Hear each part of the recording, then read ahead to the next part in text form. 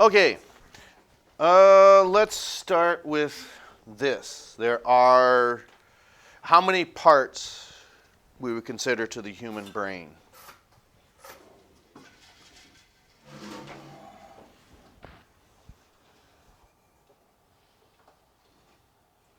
This is the very first thing we talked about. So are we gonna look? I'm presuming. Well, yeah, what are the four though? Okay, so you have a cortex that's split in half because you have a left and a right cerebral cortex. Oh, you have your little...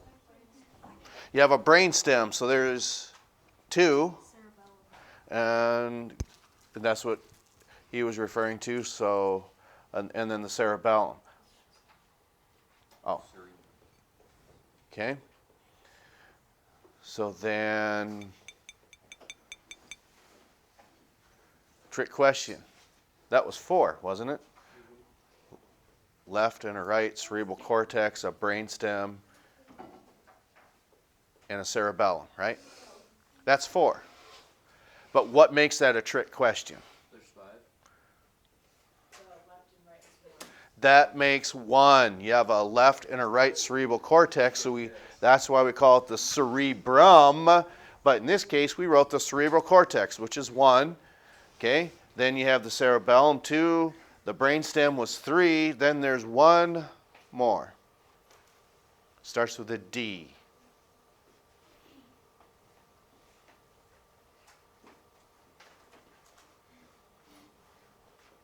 Nobody? No one's even going to... See, I appreciate that we're trying this from memory, but now I can actually see it from back here.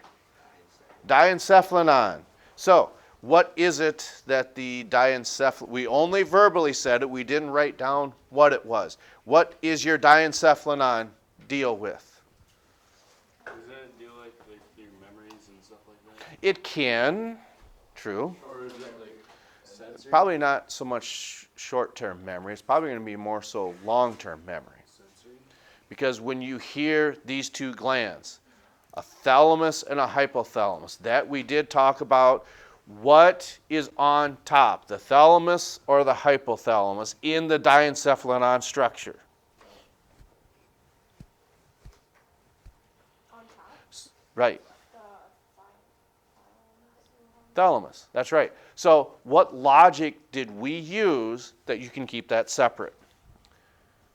We talked about sugar. Why would sugar have anything to do with the diencephalinon or thalamus and hypothalamus? Nothing. But if you're talking about blood sugar levels, how do we refer to that in the human body? If it's too high, it's what?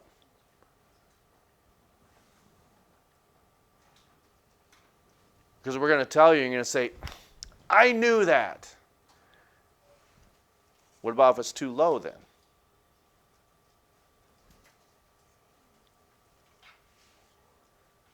I keep looking over here. Come on, seniors.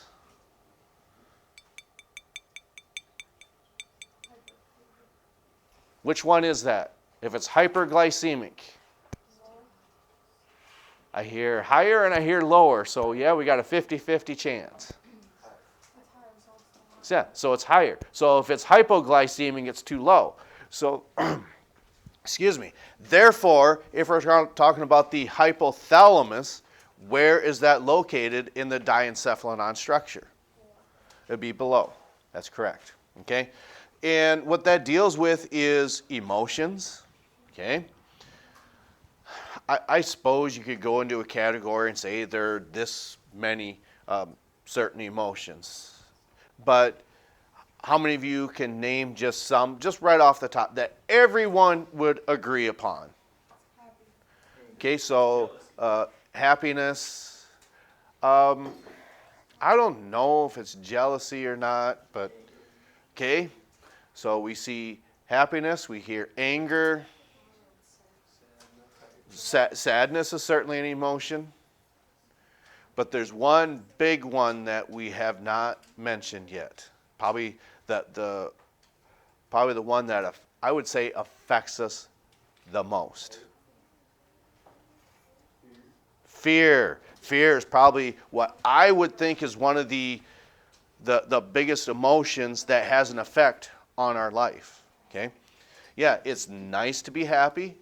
It's nice to always have that emotion. Okay? You're going to have you need to be able to get a handle on your emotions of anger. Okay? Not that's going to have an effect on your life, but certainly the reason that I think fear is that might keep you from doing things that you maybe wish that you would have done. The example we gave was, what about that tarantula we've talked about? Does anyone remember that little story? Okay, so what was it? So then we all know. Because Mr. Wagner was right over here, and I said, when I was his age, yeah, that was at Tri-Valley. That's where I did my student teaching. That the teacher that's in my position now had a pet tarantula that students would routinely pick up, put it on their hand or arm. I suppose they could have it in their hand at some point, but just let that crawl up their arm. So how many of you, when you first heard that, are just going, not a chance? Who would say not a chance? Okay, so these fears are real. So when do you think these fears are imprinted on you? My belief is it when you're young? Was it a negative experience for those of you who had your hands up? Because if someone was to ask, because I pick on you too much, so I'm going to go over here. If someone asks you, why are you so scared of spiders?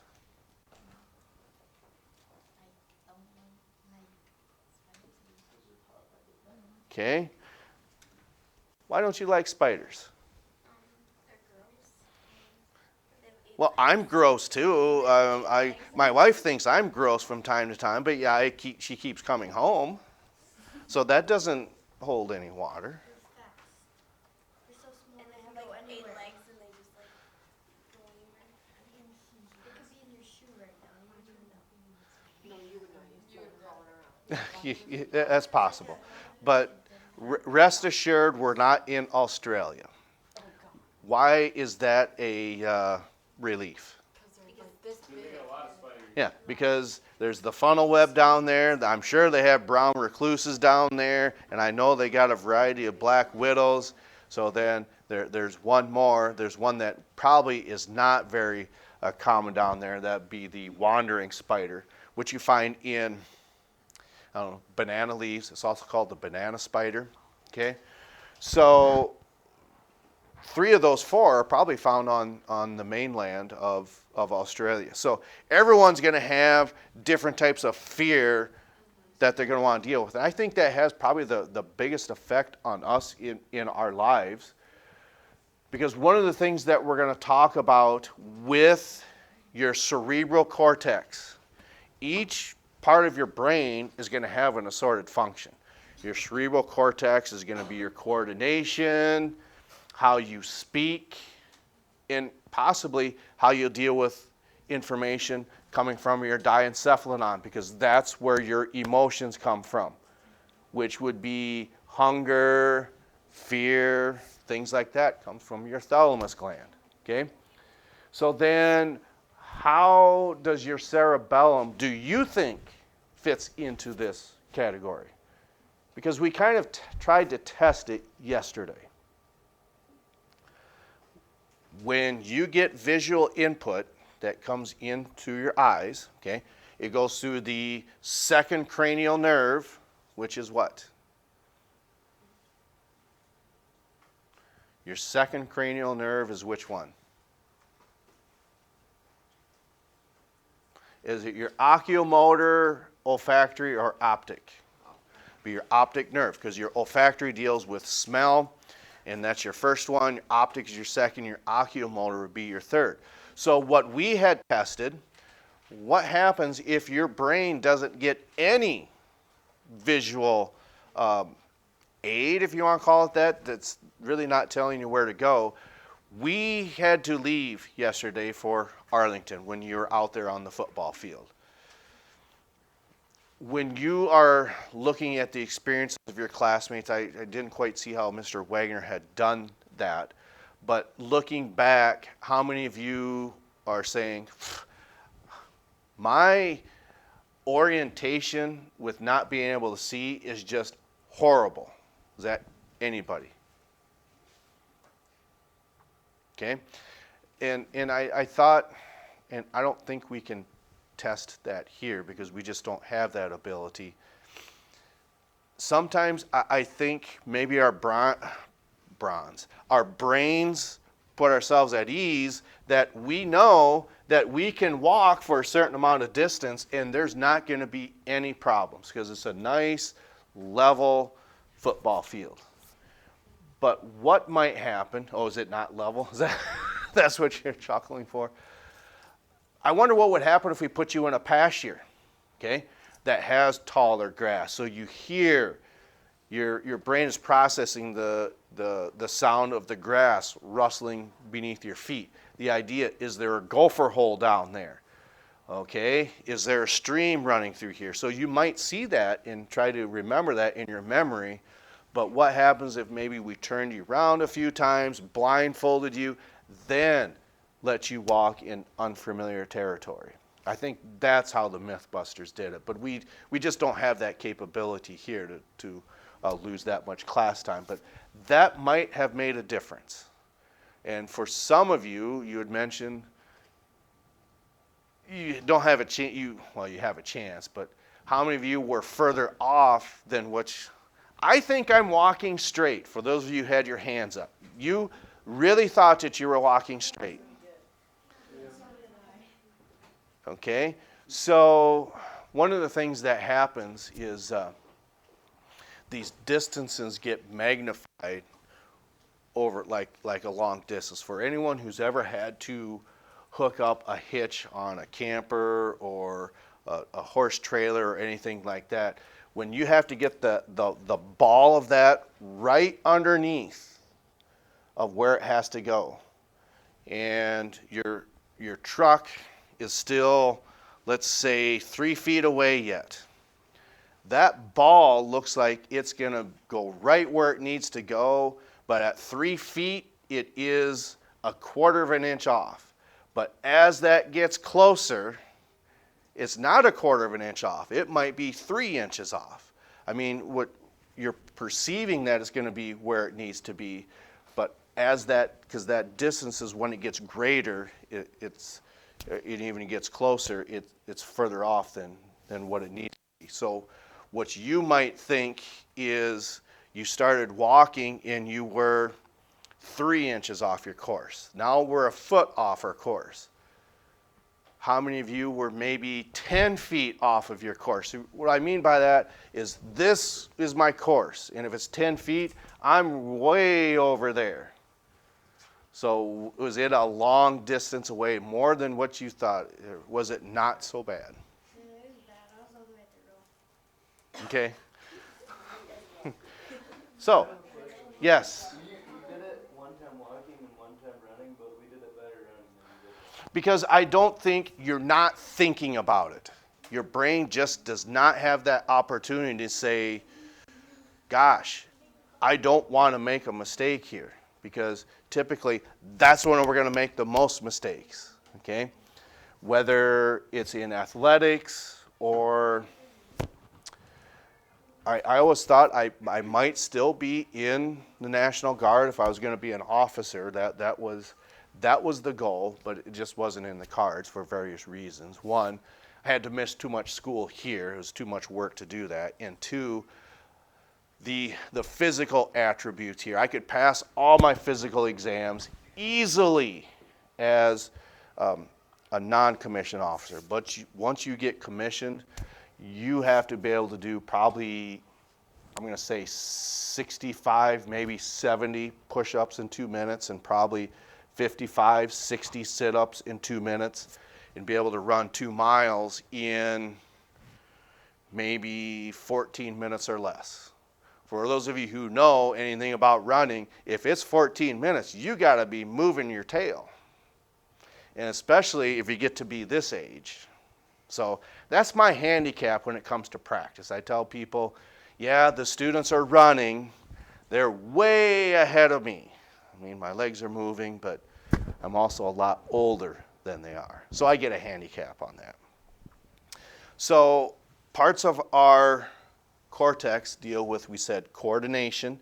But if you don't get a visual input from that, it doesn't send it back to the cerebellum. The cerebellum can't give any input to that of your cerebral cortex, so your orientation and your coordination kind of just go right out the window, and that's why you end up 30 feet off your course, maybe. I don't know. But then your next question might be, well, what about blind people? What do you think happens, and you're going to know the answer to this, what happens to their hearing and that gets a lot better because you're not devoting so much of your brain power towards sight anymore. So the rest can pick up the slack, and that's why blind people can probably hear so much better. I think it was, is it on AMC, since it's the month of Halloween? I haven't seen this. I think it's called Get Out.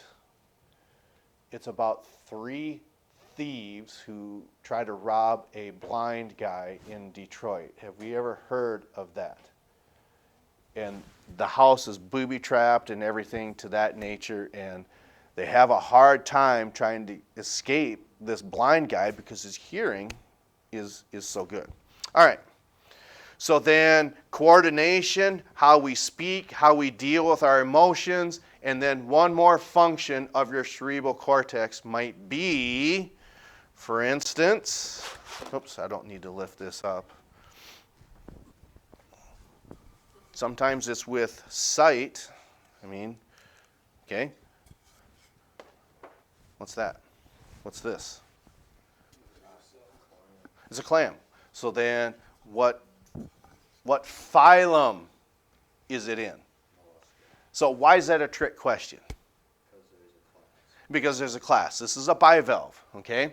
So then your memory, what are these 2 structures here? Siphons. But which one's which? You have an in current and X current. We'll give you that. So not only you're correct when you say that, you can use some of what you experienced and say, this is correct, this is the in current siphon because these animals are what type of feeders? Filter feeders. So then what happens is on these gill structures, this is for those of you who are thinking about taking zoology, we talk about a lot of this comparative anatomy that you see in invertebrates and vertebrates, and it helps you categorize certain types of structures for human anatomy then. And food particles get trapped on here and get swept towards the mouth all the way up there, and that's how they feed. Okay. So where does that put us? Well, good question. This is where we had left off with the zoology class. So then as we go forward with that of this class, okay, I think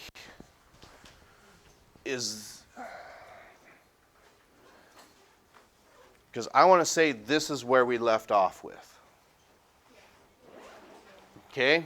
So then here you see this structure here, this diencephalonon. Okay? It has these 2 structures.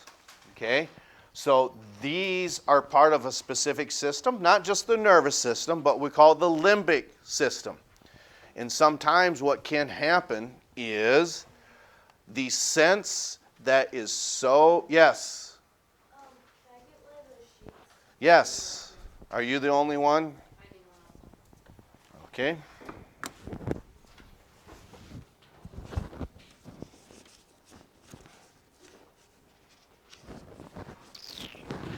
If I had extras, I think this is where, oh, here's one.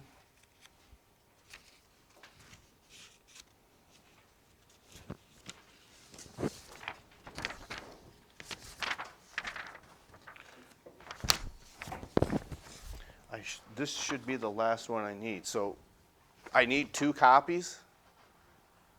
Okay. So hold that thought. Okay, so now we're back. And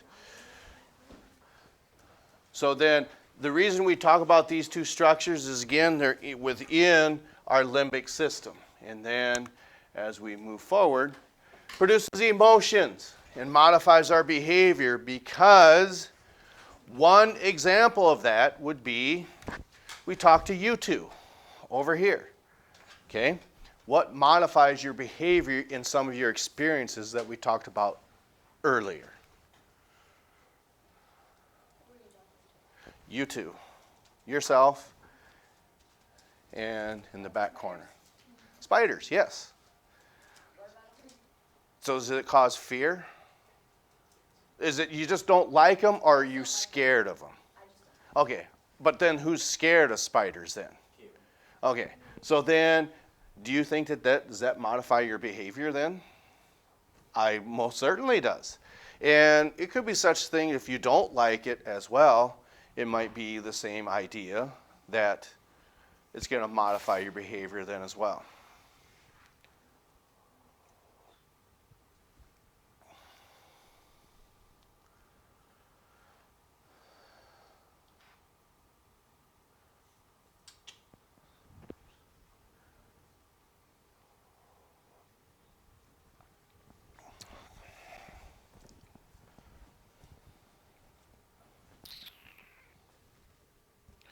And then to finish that up from what we were talking about before getting those copies.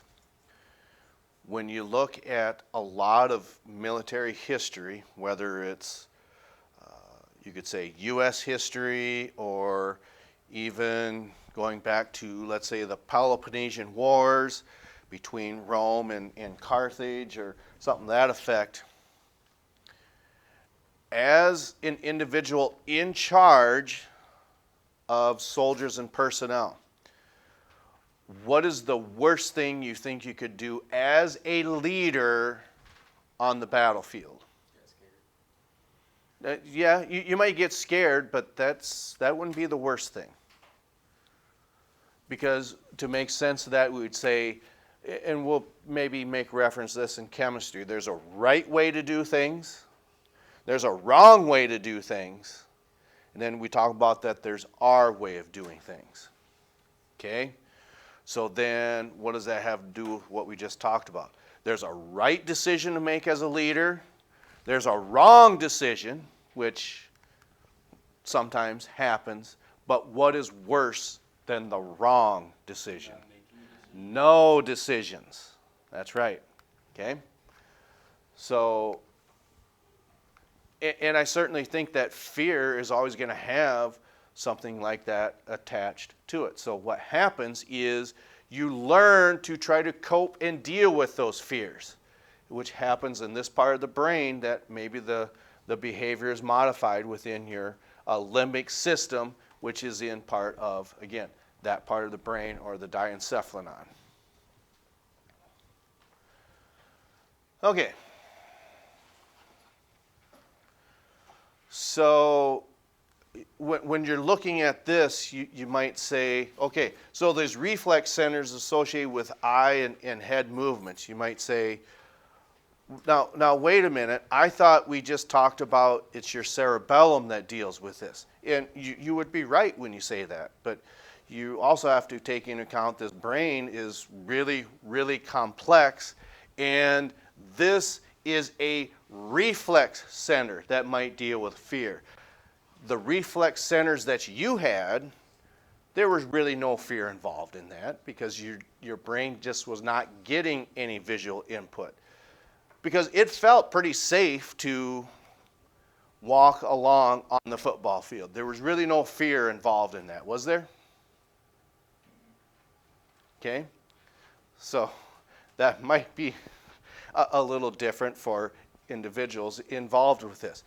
So I would be led to believe the last structure that we're going to talk about is probably the cerebellum. There might be some more dealing with this guy right here. I bet that's coming up next. Okay. Yes, I want to do, okay, so figured the cerebellum was there somewhere. Okay.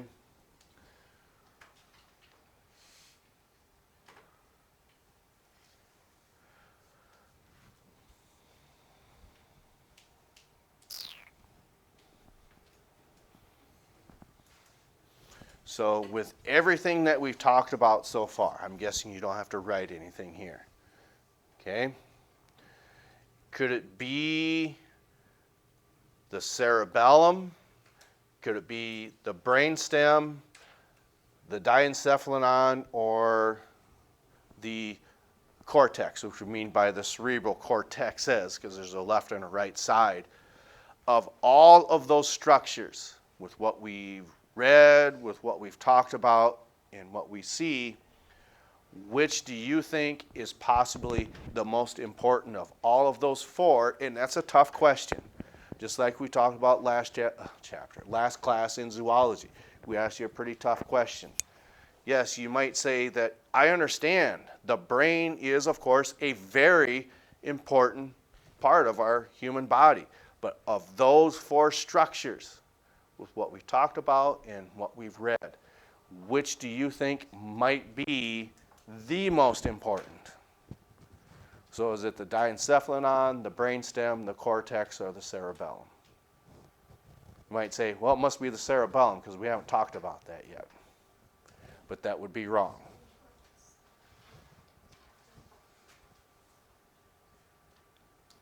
I hear cerebrum. Do you think that is the case?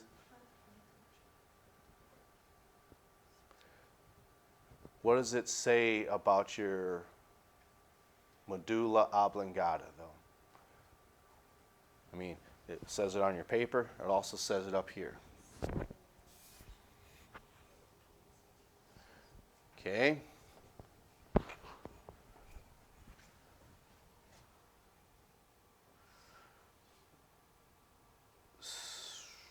Oh, I just glanced at that and thought it said heart rate. Okay. It just says rate and depth of breathing. Okay. But what we talk about here, okay, and it doesn't say it on your paper, but you are going to want to know this, these vital reflex centers deal with your heart rate. It deals with your respiratory rate. The reason I say that is when we talk about muscles, we have cardiac muscle, we have smooth muscle, and we also have skeletal muscle. So think of your diaphragm. Is that a skeletal muscle or a smooth muscle? Does anyone know what your diaphragm does? If you know where it's at, you can probably guess what it might do. Okay, so yes, it's at the base of your lungs. It separates your thoracic and abdominal cavity. But that doesn't explain what it does. It's tied to respiration. So it is a type of muscle that continually contracts and causes air to flow in, which is which one of our gas laws, pressure and volume? Is it Charles Boyle's combined or ideal? Was that a guess? That's right. Boyle's law, that deals with pressure and volume. Okay, so what happens is right now you're sitting, you're writing, and you're just going through the normal process of breathing. Okay? So can you stop breathing? Sure, you can do that. In other words, you have to consciously tell your diaphragm. Okay? If you do this, you go. Some people can do that for maybe a minute, which would be pretty long. 2 minutes maybe. I think by the time you're getting up to 3 and 4 minutes, you would have to train yourself to do that. Because, okay, this is really going to get a lot of information from this guy. Why would that be? Why is the diencephalon saying, hey, medulla oblongata, you have got to send messages down to the diaphragm for that to contract? Because what happens when you're underwater? Do you need to hold your breath? Yes. But is it possible to do that for 10 minutes? No, it's not. Because eventually what's going to happen, okay, these fears that we have to deal with, it's going to tell that medulla oblongata, you've got to breathe. Okay? But what about at night? Why don't we, when we go to bed at night, why don't we say, oh gosh, I hope I can sleep through the night and that I don't asphyxiate or stop breathing? Why do we not have to think about that? Well, it's because of not only just this structure, but we just say the medulla, unless you like saying oblongata a lot, but the reason for this structure is it sends these vital impulses to where they need to go. The heart, the diaphragm, okay, could be even your intestines saying, hey, we need a lot more sugar in a short amount of time. Okay? That might be because of a hormonal action like epinephrine, the stress hormone, okay? That flight or fight response, okay? So some of this is how all of this starts to work together. But this is probably what I would venture to say the most important structure in the entire brain, okay? Because some of you had said the cortex. You could say, well, you're not wrong, entirely wrong with that either, but what were the 4 things we said that are found, functions that are found in your cortex?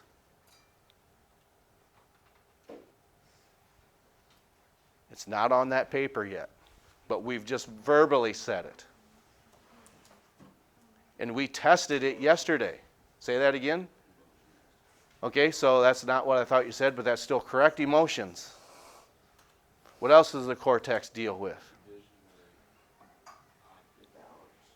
Okay, so your coordination or your balance. What else is found in your cortex? So you're recalling this information, and that's what? That's memory. Okay? Then there is one more. You're able to do this with other people. Communicate, which means it's your language. So those are 4 functions that you find inside of your cortex. Can you live a normal life with memory loss? It might be a little difficult, but as we age, certain people start to go through that, whether it's dementia, Alzheimer's, things like that. Can you live with a lack of coordination? Yeah.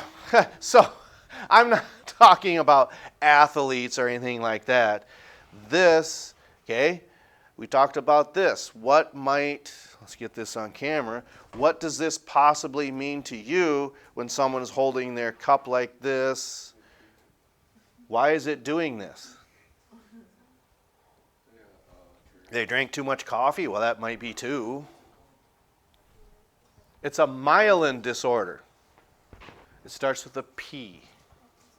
Parkinson's disorder. So what happens is that myelin sheath starts to break down, and those impulses don't make their way through the axon in a normal fashion that they should. So some get through, some don't. And that's why you see this shaking. It's annoying, but can someone live on a day-to-day basis? Yes.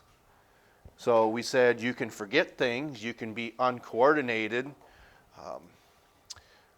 For a lot of soldiers that come home from overseas, they always talk about, oh, I had a TBI, a traumatic brain injury. And they're just not the same person. It might be one of those things to where what does it mean to fly off the handle? They get very what, do you think? Anger, their emotions. But I guess we had said that earlier, didn't we? Okay. So then you can tolerate those, but why can you not tolerate this, the loss of that function. Not your skeletal muscles. Remember, we said when you go to sleep at night, do you have to worry about breathing?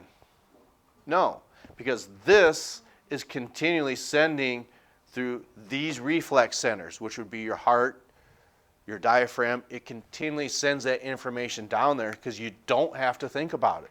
Because otherwise, we would never get any sleep.